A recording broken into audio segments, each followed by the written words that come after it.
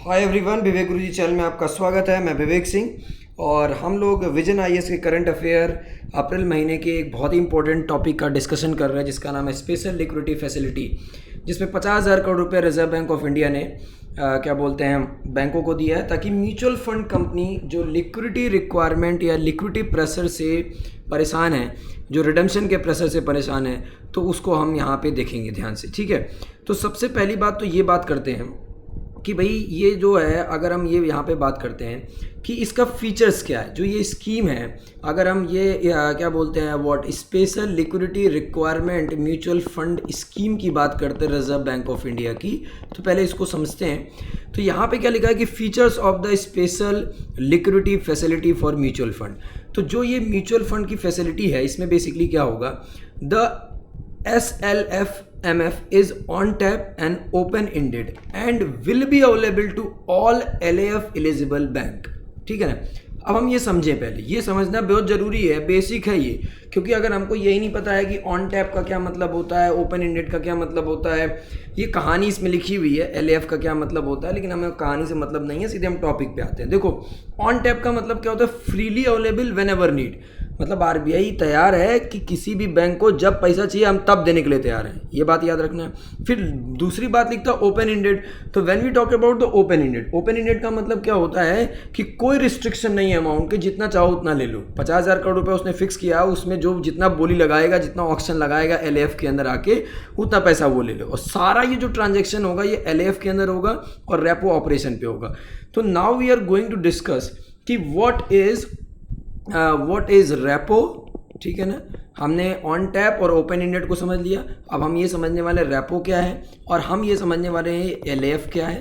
तो इसको बहुत ही आसान तरीके से समझते हैं। अच्छा, अक्सर ही आपने ये सुना होगा रेपो रेट। हमने क्या सुना है या हमको क्या पढ़ाया गया है? जनरली यही बात बोलते हैं सारे लोग कि अगर हम एक बात करते हैं बैंक और एक बात करते हैं रिजर्व बैंक ऑफ इंडिया की, मान लो बैंक को पैसे की जरूरत है तो वो किसके पास जाता है? आरबीआई के पास जाता है। आरबीआई उसको पैसा दे देता है, आरबीआई पैसा देता है तो आरबीआई उसको इंटरेस्ट चार्ज करता है, इसी को हम रेपो रेट बोलते हैं। नहीं भैया, ये इसको रेपो रेट नहीं बोलते हैं, ये तो फालतू का डेफिनेशन है। You have to be understand कि ये नॉर्मल लोन की तरह नहीं होता है। अरे बाबा, कहने का मतलब क्या है कि मान लो कि तुम बैंक में जाते हो, लोन लेने जाते हो, तो बैंक तुमको लोन दे देता है, तो तुमसे इंटरेस्ट चार्ज करता है प्लस प्रिंसिपल लेता है, तो वो तरीका हो गया। वो यहाँ पे नहीं होता है। असल में जो रेपो होता है, रेपो का फुल फॉर्म क्या होता है? Repurchase option. और ये एक फॉरवर्ड कॉन्ट्रैक्ट होता है between RBI and the banks. RBI और बैंक के बीच में ये एक तरीके का फॉरवर्ड कॉन्ट्रैक्ट है। जैसा कि मैं एक एग्जांपल बता रहा हूँ, रेपो और रिवर्स रेपो रेट दोनों ही, अगर रेपो रेट और रिवर्स रेपो रेट दोनों की बात करते हैं तो this is a forward contract, it is a agreement. ये एक समझौता है आरबीआई और बैंकों के बीच में।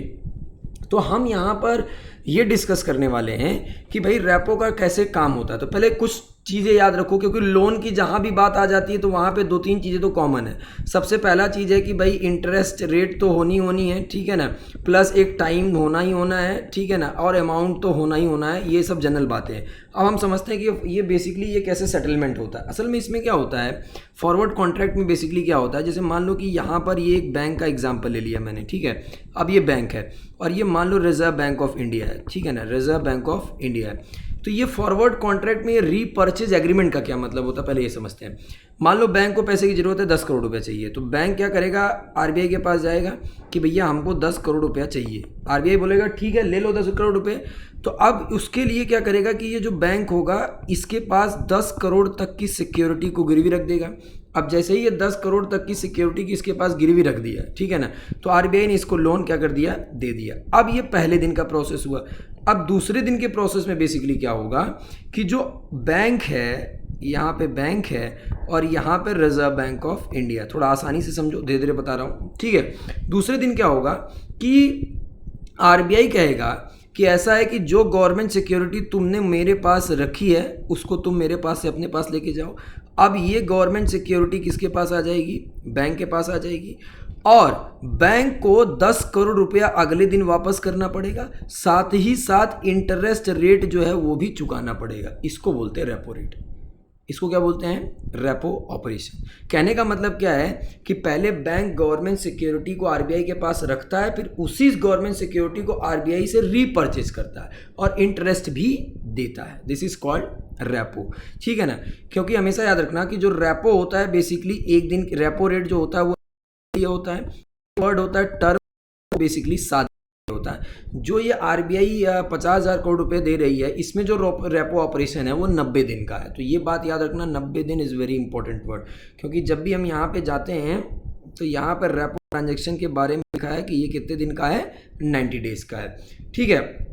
अब इसके साथ अगर हम आगे समझते हैं तो रिवर्स रेपो क्या होता है, ठीक है। तो रिवर्स रेपो रेट को समझते हैं। रिवर्स रेपो रेट में इसका उल्टा होगा। जैसे कभी कभी क्या होता है, जो बैंक होता है, जब भी हम की बात करते हैं तो बैंक के पास क्या होता है कि कभी कभी फंड का सरप्लस हो जाता है, तो बैंक क्या करता है, अपना पैसा आरबीआई को दे देता है, और जो आरबीआई होता है अब ये इंटरेस्ट चुकाना शुरू करता है बैंक को, तो उसको हम रिवर्स कहते हैं। तो इसमें अब प्रोसेस कैसे हो जाता है, इसमें भी सेम प्रोसेस वही होगा। इसका भी जो टर्म होगा वो 1 दिन का होगा, टर्म रिवर्स रेपो जो होगा वो 7 दिन का होगा। तो इसमें बेसिकली क्या होता है, जैसे बैंक है, अब मान लो कि बैंक के पास पैसा ज़्यादा है, ठीक है ना, मान लो रिजर्व बैंक ऑफ हमारा इंडिया हो गया।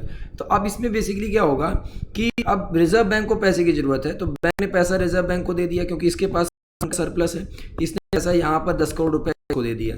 अब जो रिजर्व बैंक होगा वो क्या करेगा, गवर्नमेंट सिक्योरिटीज को क्या करेगा, बैंक को दे देगा। लेकिन अब ये एग्रीमेंट होगा, इसमें ये एग्रीमेंट होगा कि बैंक बोलेगा आरबीआई से कि ऐसा है, अब ये पहले दिन का प्रोसेस हो गया, दूसरे दिन के प्रोसेस में क्या होगा कि जो ये बैंक है ये गवर्नमेंट सिक्योरिटीज को, इस वाली गवर्नमेंट सिक्योरिटीज को, इस वाली गवर्नमेंट सिक्योरिटीज को रिजर्व बैंक ऑफ इंडिया को दे देगा, और रिजर्व बैंक ऑफ इंडिया को 10 करोड़ रुपया भी देना पड़ेगा, जो इंटरेस्ट रेट बनता है वो भी देना पड़ेगा। इसको बोलते हैं हम रिवर्स रेपो रेट।